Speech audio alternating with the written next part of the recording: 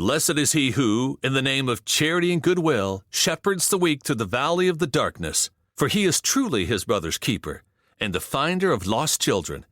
And I will strike down upon thee with great vengeance and furious anger those who attempt to poison and destroy Thrive Loud with Lou Diamond.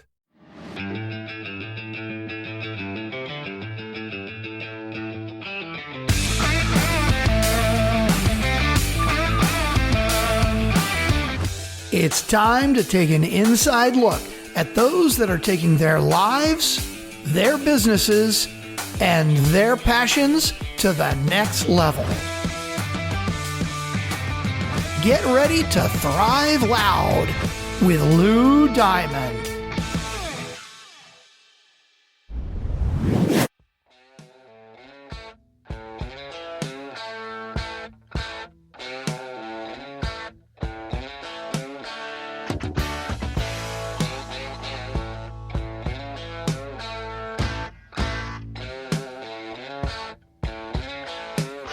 Welcome, everyone, to another episode of Thrive Loud with Lou Diamond, connecting you to the most inspiring and amazing people that are thriving each and every day.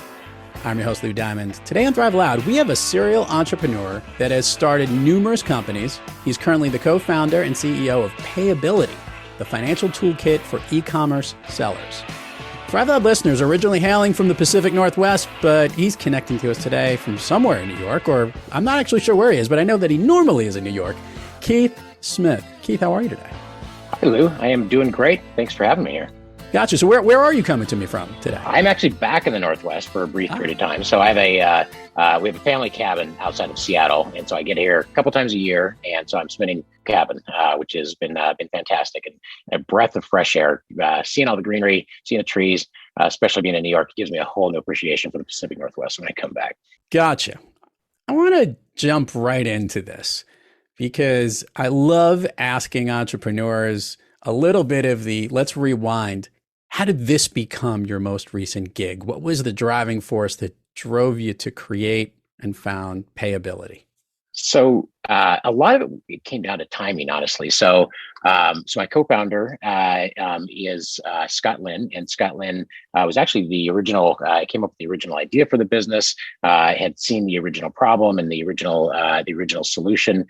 Scott and I have known each other now for about 17 years. So we had known each other for about a decade, and we had kept trying to figure out something to be able to do together. And timing never worked out. We had a couple of ideas. He wanted to fund something. I wanted to run something. So we kind of felt like this was going to be a really good combination and partnership.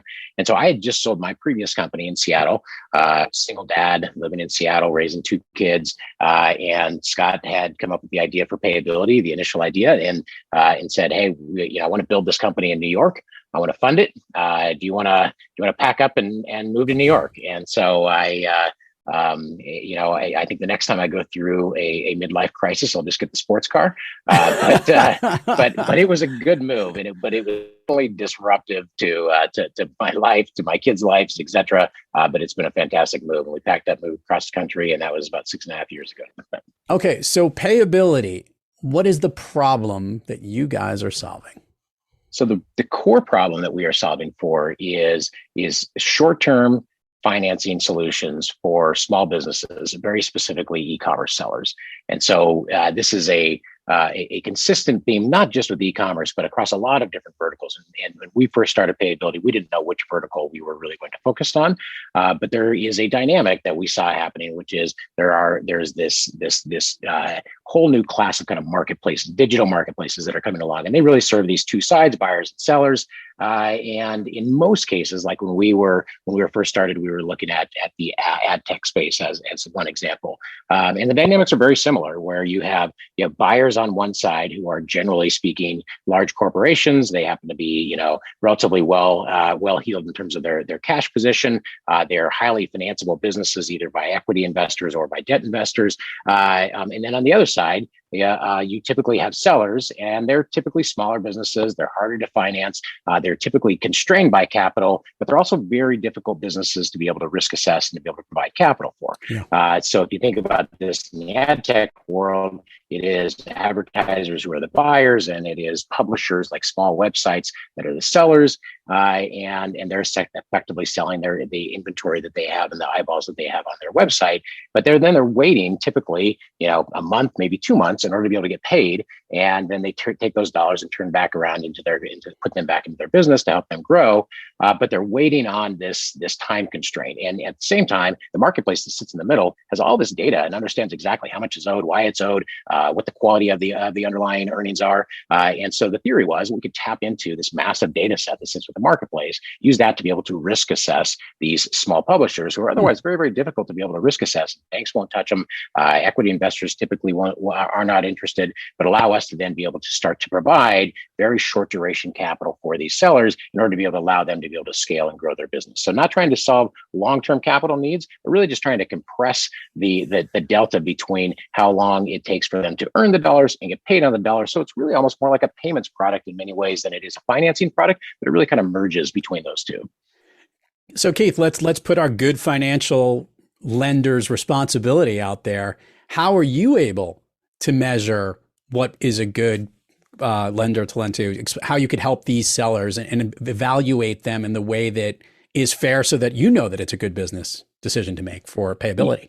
Yeah, it's a great question, and it's much easier to do philosophically on a whiteboard than it is in practice, as we came to find out, as most things are. But the core philosophy was we don't want to look at the traditional risk signals that most lenders look at when they're trying to finance a small business, which unfortunately still to this day is, for the most part, it's what is the FICO of the founder.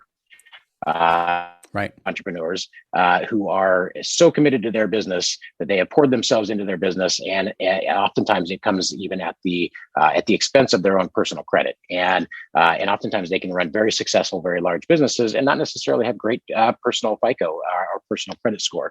And so our view was it's not a great indicator of what the likelihood of success is for this underlying business. So let's look at different risk signals. And at the same time, the other challenge with lots of small businesses and being trying to risk assess a wide variety of small businesses is what is the source of data? Are you going out and you asking a small business for, hey, give me your balance sheet, give me your cash flow statements, give me your 5-year projections, show me what your P&L was monthly over the course of the last 18 months.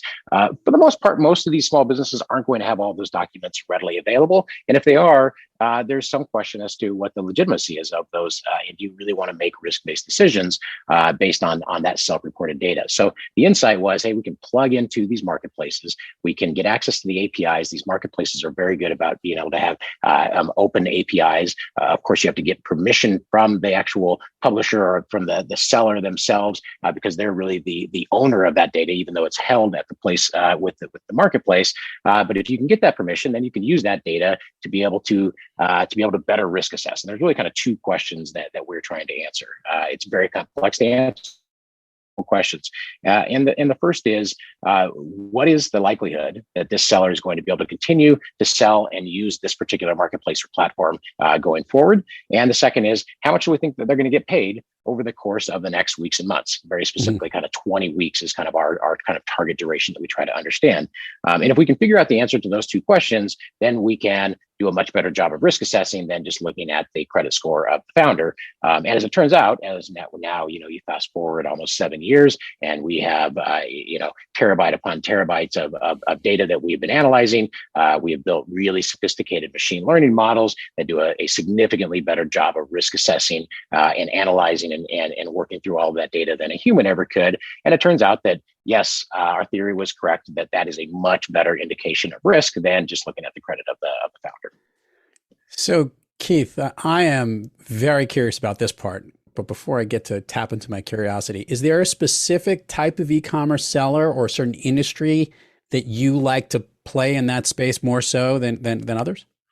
Well, we ultimately, when we first started the company, we dabbled in a lot of different verticals. So I mentioned ad tech. We also experimented with the app stores and app developers that are getting paid from the app stores, with gig economy type workers. So a lot of these different verticals, and where there are marketplaces that are very, very prominent there.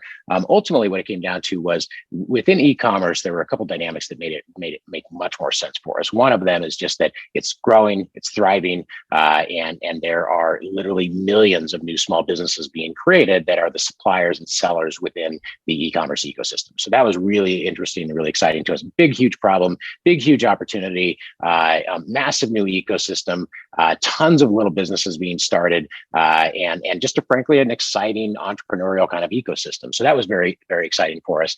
The second is that these e-commerce sellers are primarily constrained by capital, because when they can tap into these big marketplaces, these are demand generation marketplaces. I think Amazon is a great example of this, is that, they have whatever, half of the people who are going to buy stuff online in the US show up at Amazon's doorstep every single day saying, what can I buy? And so there's just a almost endless supply of demand there, and users that are trying to buy product. And so if you can get the right product as an e-commerce seller, tap into that marketplace, then really your primary constraint is, how much inventory can I get? Can I get more inventory to meet that demand? And the primary constraint to getting more inventory is cash. And so if we can solve that short-term cash gap and say, hey, if you're really good at selling stuff and you have the right margin profile for being able to do that, we'll give you the cash that you need month over month over month in order to continue to grow and scale.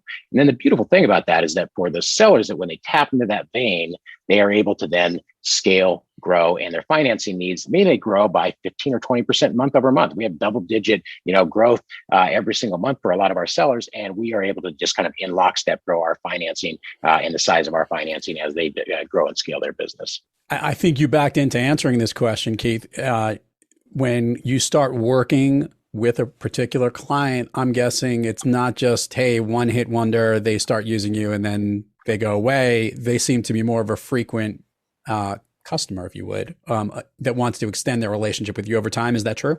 That's exactly right. Yeah, we view our business as a SaaS business, even though we don't charge subscription fees.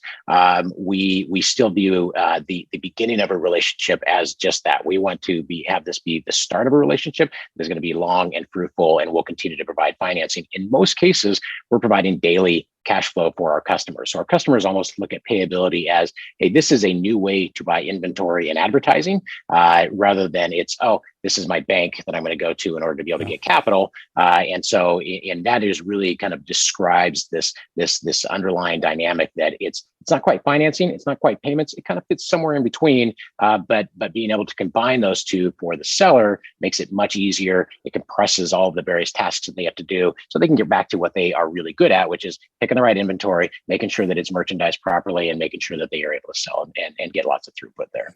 It's like payability is bridgeability is what I see here as I connect the dots here. I like that. Keith, we just went through, and we're still going through, I guess the last 12 to 18 months has been one of the more unique environments ever. And in the glass half full view, in your world, obviously, e-commerce has exploded. So many more players coming into the market, with everybody being virtual in different ways, many new businesses opening up. Yet we've also had one of the strangest supply strains that ever occurred in the history of time. Basically, everything stopped, let alone carriers of deliveries in the Suez Canal getting trapped and whatnot. As it related to your years of helping to understand what the supply side and what the sellers were dealing with in supply issues, how did COVID and some of the hurdles and challenges in the production cycle affect how Payability would connect with some of the partners? How did you get to see that view in the way that you were helping with your clients, because maybe their payments and receipt or even delivery got messed up? It was really interesting. And so, first off, COVID and the disruption to all of our daily lives has just been such a gut punch. And thankfully, the world and our technology infrastructure was at a level where most of us who are information type workers, we can all go work remotely. You think about what would have happened if this would have taken place 15 years earlier, and just the infrastructure that would have been in place at that point in time. We would have been on conference calls instead of video calls all the time. Right. So some of those things had just changed fundamentally, we happen to be in a space where we are providing capital to the folks who are then providing that infrastructure for consumers who are trying to buy product. And so obviously we saw this massive demand shift away from brick and mortar towards e-commerce. And so it created significant tailwinds for our customers. And so what our customers were left with was, hey, there's more demand for my inventory. That means I need more capital. I need to be able to grow and grow faster. So we were able to be there and be able to meet that need. That was very exciting. The challenges is that when we rely on machine learning algorithms in order to be able to do most of our risk assessments, and our robots make about 85% of our risk-based decisions at this point in time. They're frankly better at it than we humans are.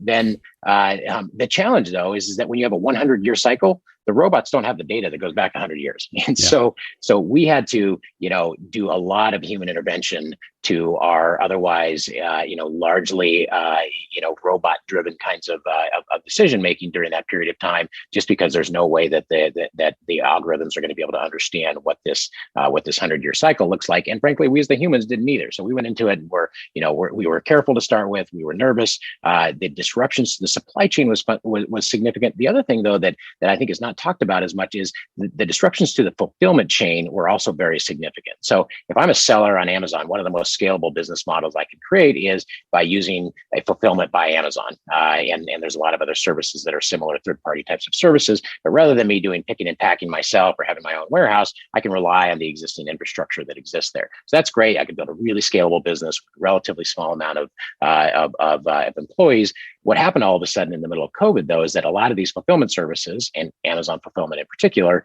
said, hey, you know what? We are slammed, too much volume. We don't have enough throughput. We're going to have to limit to just essential items. And so all of a sudden, if you were selling something that was a non-essential item, but all of a sudden is going, through the roof in terms of demand, you have to figure out not only how do I shore up my supply chain, but how do I get it in the hands of my customers, because my fulfillment chain all of a sudden is gone. And so there was a bunch of disruptions like that were just all over the place. And these sellers, I got to say, I got to commend them. They did absolutely tremendous work over the course of the last 18 months, and many times reinventing their business and their supply chains and their fulfillment chains multiple times through that process.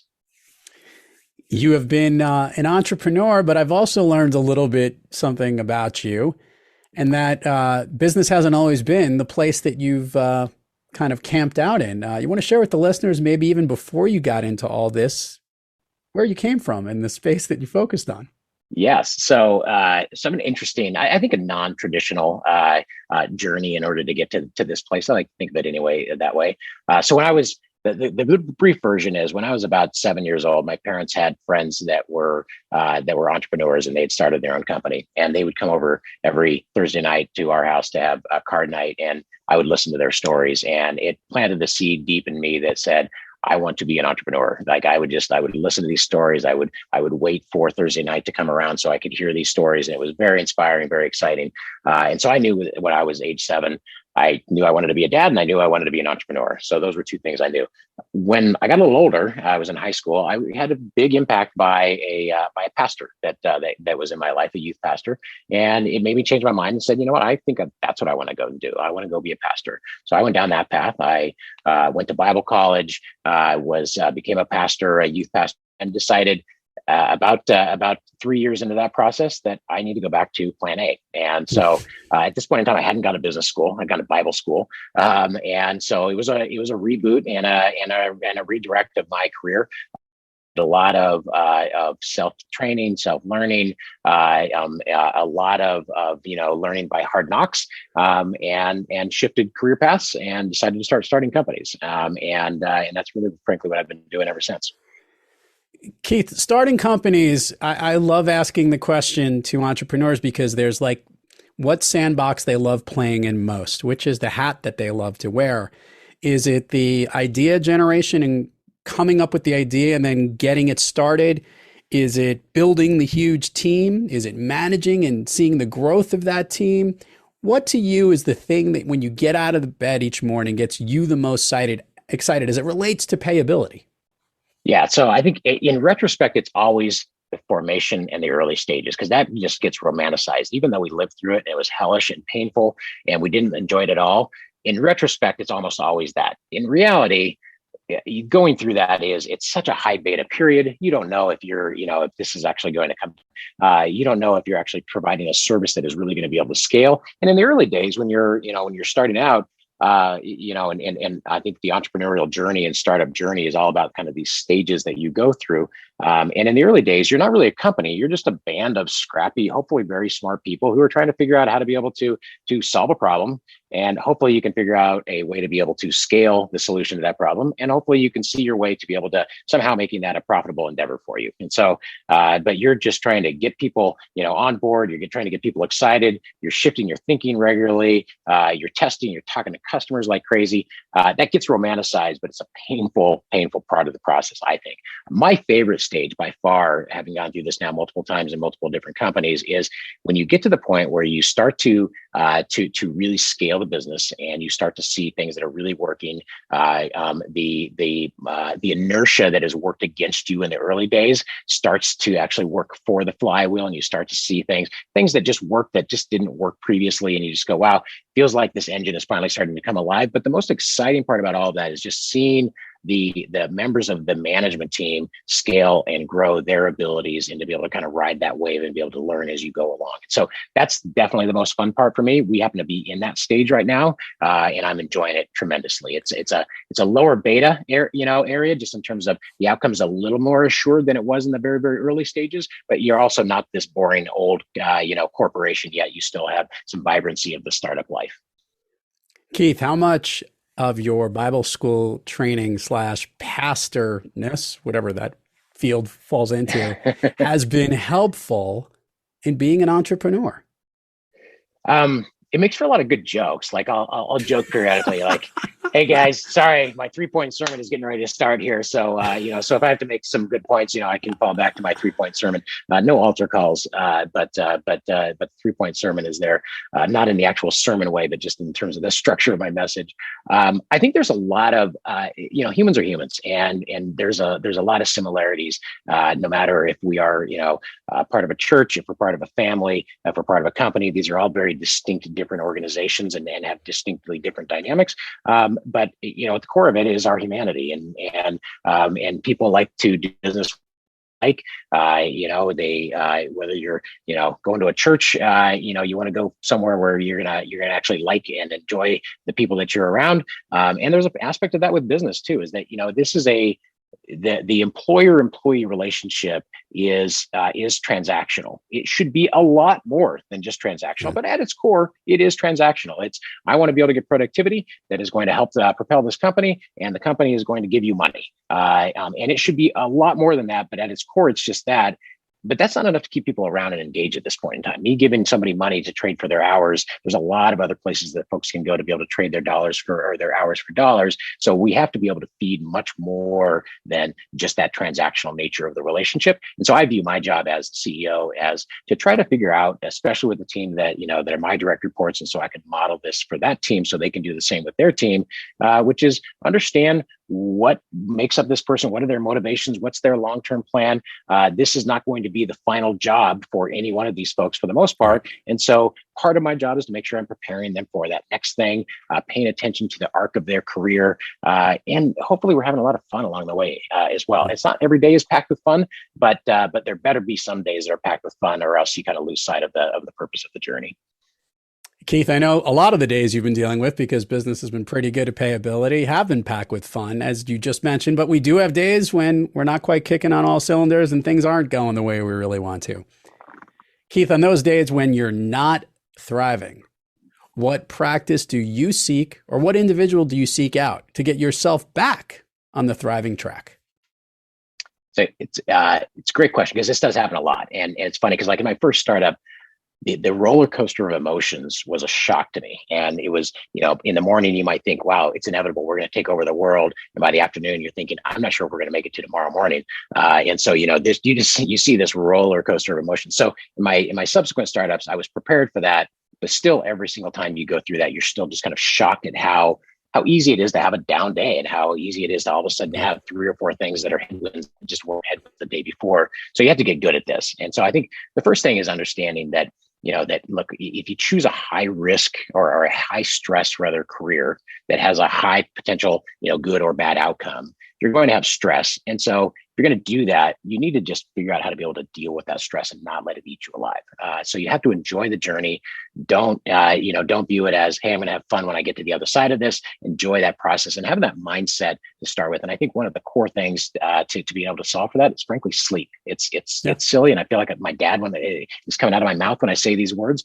But sleeping well is critical. And if you can't figure out how to be able to sleep well as an entrepreneur, you can have a really challenging time being able to deal with those down days. The second thing I think I do in perspective is when I feel one of those days, I try to channel the instructions that are often given to a creative person, which is when you don't feel creative, what you do is you don't sit around and wait for creativity to come. You just sit down and you start working, and you just work and the creativity will eventually come, but assign yourself hours and start working on, and create a list of the things that you're going to be doing, and you just move forward. And that has a tremendous way of just creating the momentum, getting the momentum going in your direction. And it allows oftentimes to be able to come out of that funk. If that doesn't work, I absolutely now, later in my career, I didn't do this early in my career, but later in my career, I will give myself permission to check out and say, you know what, this day is a loss.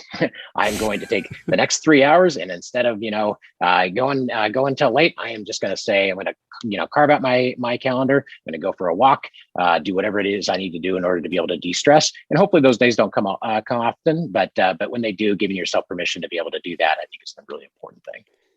Keith, let's do the admin part of the show. Share with the listeners all the places people can find you, Payability, websites, social media links. We will put it all in the show notes, but it always gets more engagement when they hear it from you. Absolutely. So the best place is payability.com. We are big believers in self-serve and automated onboarding, et cetera. So if you want to check out what Payability is all about, you can come there and see that, see what the product is all about, sign up, enroll, et cetera. Best place to find me on social is LinkedIn. So highly accessible there. I'm not as active as I probably should be in some of the other social channels, but that's kind of my primary one is LinkedIn. Perfect. Keith, you ready to go down Fun Street? It's Friday. We're recording this. I know you are. Friday's fun day. You're out in your country house. You're ready to have fun. Can you share with the listeners one of the movies that you love to maybe rewatch, or one of your all-time favorites that you could sit down and watch and enjoy? So it's funny. I don't rewatch movies. There's probably only a handful of movies I've seen more than once. I think there's this innate thing inside me that likes to cover new ground rather than going back and rehashing old. But if I had to pick a single movie that I just thought was groundbreaking at the time, this ages me a bit, but Pulp Fiction I thought was just it's a wonderful movie, broke a lot of new ground, did a lot of new things. And I think Quentin Tarantino probably hasn't outdone himself since then. And it was a great breakthrough movie. Excellent. All right, we're going to do the speed round of Fun Street, and this is how this works. I think you can handle this, Keith, because you're always on your toes. You've got adaptability. You can bounce around a lot, bounce across the country, bounce across your companies. I think you can handle this. I'm going to ask you something, and I want the first thing that comes to your mind. These are things that lift you up. They make you feel good, that motivate you, that basically make you thrive. You ready? I'm ready. Okay. A song of late that you love to hear, or one that pumps you up? Life's Been Good to Me So Far by Joe Walsh. By far my favorite song. Favorite food that's not a dessert? So I'm big on comfort food. So if you give me mashed potatoes and meatloaf with some thick brown gravy, it's the kind of thing I would eat every meal if I could. I don't, but I would gladly take a meat substitute in that meatloaf sandwich or that meatloaf at this point in time, which I'm trying to do a lot more of for health and other reasons. But that's definitely the comfort food is my go-to. You and I can hang anytime. I'm a big fan of the same thing, the comfort food. A favorite dessert? Strawberry rhubarb pie, hands down. Ooh, very specific too. I like it. Yes. An activity you wish you did more of?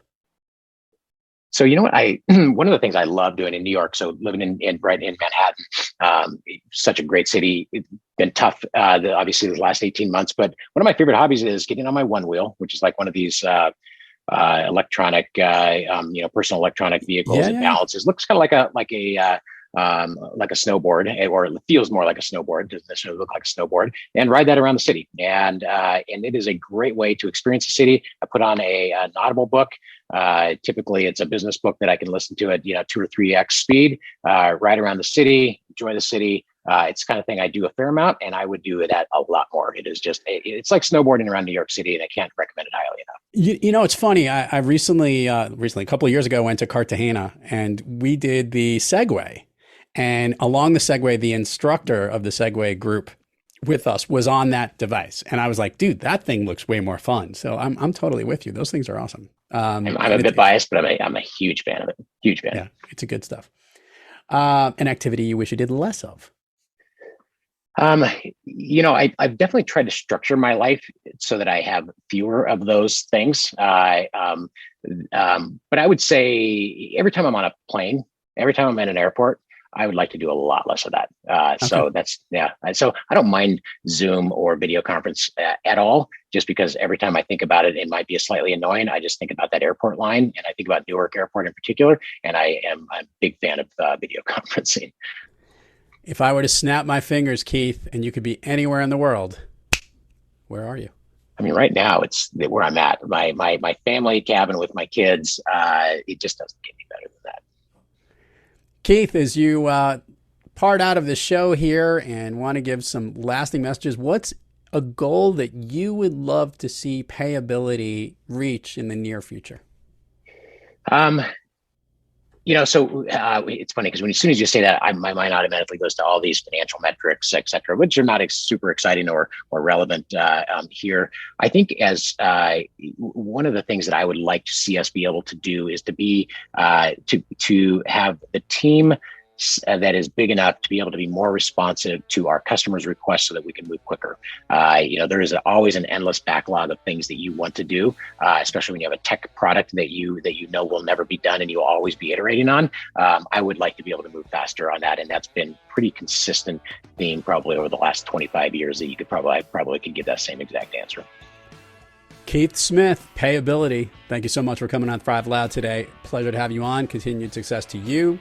I think you've got a great platform, and I think our listeners are going to check it out. And hopefully, if they're in the space, they'll really check you out and see how they can engage, and you can help them. That's great. Thanks, Lou. Thanks for having me. It was really fun. And to all our listeners out there, thank you for joining us. And until next time, keep thriving onward and upward. And remember, be brief, be bright, be gone.